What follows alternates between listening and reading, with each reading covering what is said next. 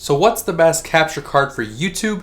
Well, in this video, we're going to take a look at 3 different options, and maybe I can help you decide on your next capture card.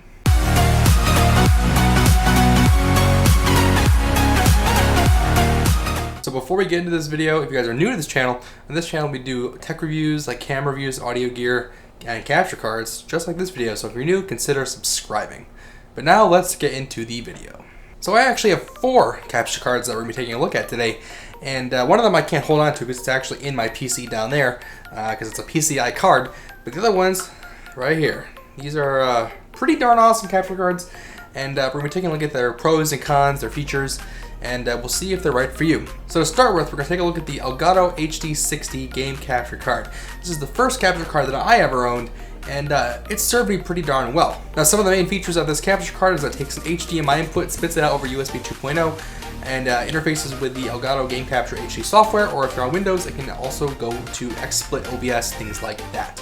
Now, other features it has is an analog audio input, so you can take something for like audio like Now, other features it has include an analog audio input, so you can take things from like a mixer, other headphone jack like sources. Yeesh, that's horrible.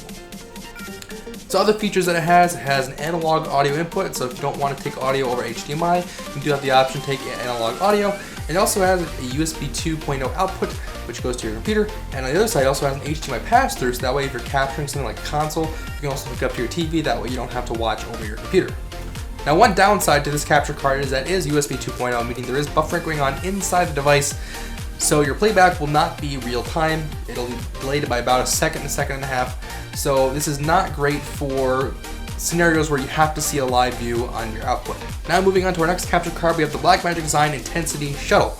This is a pretty robust capture card, has some pretty awesome features about it, and let's take a look at them. So this capture card has 2 different sides you need to know. It has the input side and the output side. They're identical in terms of their connectors, but they have some pretty amazing options for input and output video.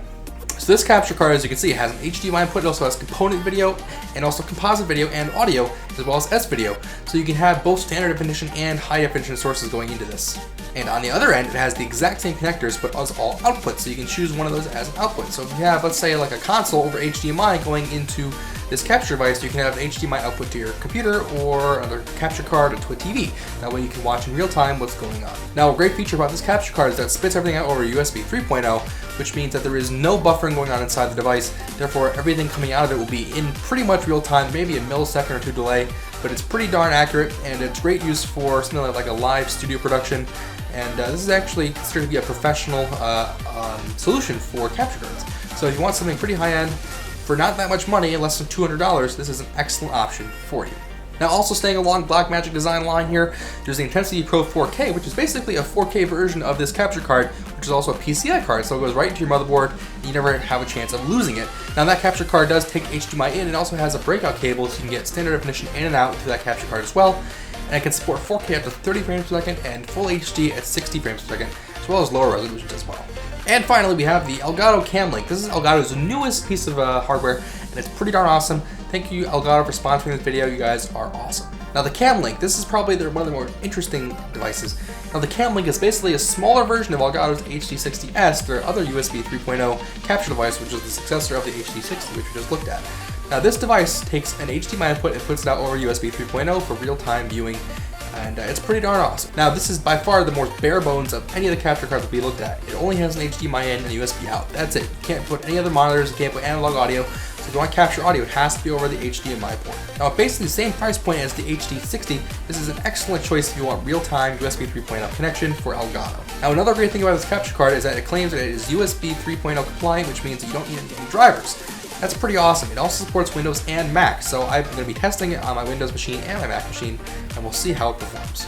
Now, for still looking at compatibility, the Blackmagic Design, pretty much all their products are Mac, Windows, PC compatible. All you need to do is download the free drivers you can get from Blackmagic's website, and they should work in pretty much every scenario that you need them to. Now, looking at compatibility for the HD60, it is supported on both Mac and Windows. However, on Mac, you can only use the proprietary game capture software. You can't use external programs like OBS or Wirecast or things like that. However, on Windows, there are special drivers that you can download that do enable use of this device for other programs like OBS and Wirecast. So if you're on Windows, this is a great option. If you're on Mac, it's good just for recording or using their proprietary software.